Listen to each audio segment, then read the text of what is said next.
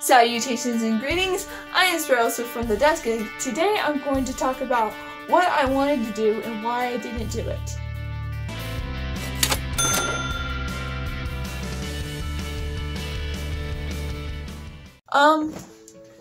I wanted, essentially, to be a police officer.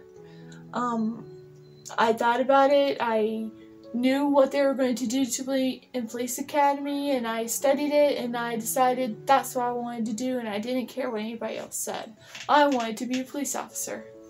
So I told the advisor at my college that I wanted to be a police officer, and they're like, well, you're going to have to take all these classes and then try out for police academy. Actually you have to try out for police academy, and I'll explain what that's like later.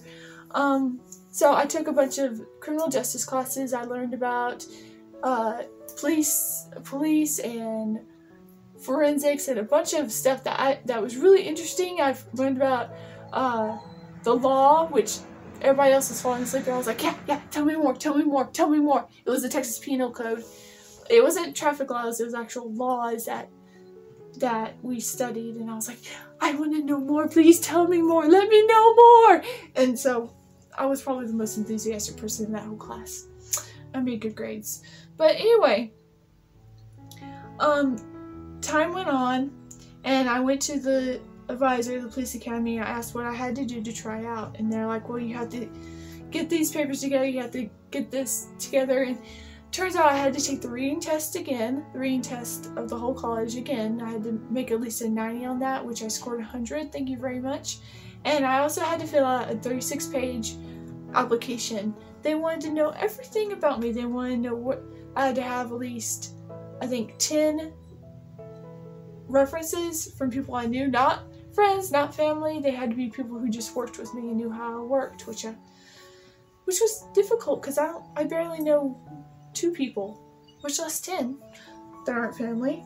But I finally did that, and I had to fill out, like I said, it was 36 pages, and I had to fill it out. So I filled it all out, and I was accepted, and I had to go before the board. Now, how do I explain the board?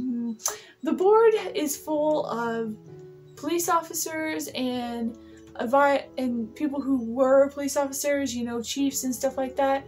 And if I had to describe, it would be more like describing the Spanish Inquisition. Because you go in there, you introduce yourself, they go through your file, and they ask you questions that really don't have a good answer. There's a best answer and there's a good answer. They don't have, you know, it's like that. I did that twice, and I failed both times.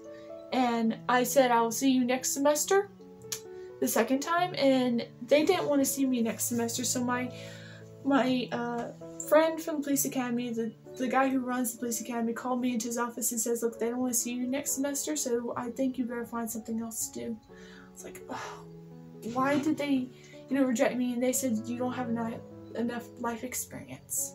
I was like, well, I guess they think my life has been dancing through the rose petals, which I suppose I haven't had a tough life like most people have, but I've had my share of struggles. But I was like, okay, what can I do? And I went through what I like to do, and I settled on prosecutor. Now,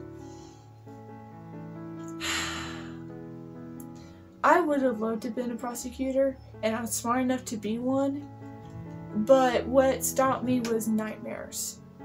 And I have to get sleep, otherwise I won't live. And I started having these nightmares of just horrible things happening and horrible things going on. So I was like, okay, well, I have to choose something else now. So I quit school, and I took a job, and I kept on hearing this voice say, go back to your first love, go back to your first love, go back to your first love. And I was like, what was my first love?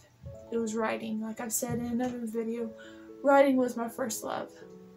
So I went back to that. I quit school, and I went back to writing and doing YouTube, which I learned this time. It's been fairly recent that I quit school, but I knew I couldn't just go back into school and try to make it work. It just wasn't going to work. So if I ever had a chance to do it again, would I do it again? Yes and no. If I had the experience to do it, I probably would do it, but I know I wouldn't be able to do it forever because of my myotonic dystrophy. Myotonic dystrophy is a thing I can't get rid of, and I can use medicine to treat the symptoms, but it's not going to work. But the medicine does weird things to me. It makes me sleep all the time. So I could probably do it, but I probably couldn't do it forever. Do I regret not doing it? What I would have regretted more than not doing it, the only thing I regret more than not being able to do it, is the fact that I would have regretted it more if I didn't try. That's the only thing I would have regretted if I had just left that there and say, oh, I can't be a police officer and I never tried. That's what I would regret more. At least I tried twice to do it.